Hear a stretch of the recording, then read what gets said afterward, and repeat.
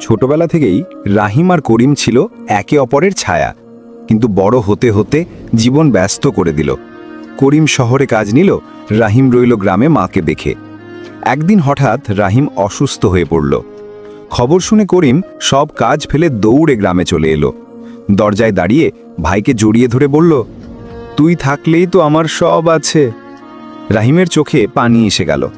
দুভাই বুঝল, জীবন যত দূরেই নিয়ে যাক, ভাইয়ের বন্ধন কখনো দূরে যায় না। তুমি তোমার ভাইকে ভালোবাস, 3 সেকেন্ডের মধ্যে লাইক আর সাবস্ক্রাইব করো। ছোটবেলা থেকেই রাহিম আর করিম ছিল একে অপরের ছায়া, কিন্তু বড় হতে হতে জীবন ব্যস্ত করে দিল। করিম শহরে কাজ নিল, রাহিম রইল গ্রামে মাকে দেখে। একদিন হঠাৎ রাহিম অসুস্থ হয়ে পড়ল। খবর শুনে করিম সব কাজ ফেলে দৌড়ে গ্রামে চলে এলো। দরজায় দাঁড়িয়ে ভাইকে জড়িয়ে ধরে বলল, তুই থাকলেই তো আমার সব আছে। রাহিমের চোখে পানি এসে গেল। দুভাই বুঝল, জীবন যত দূরেই নিয়ে যাক, ভাইয়ের বন্ধন কখনো দূরে যায় না।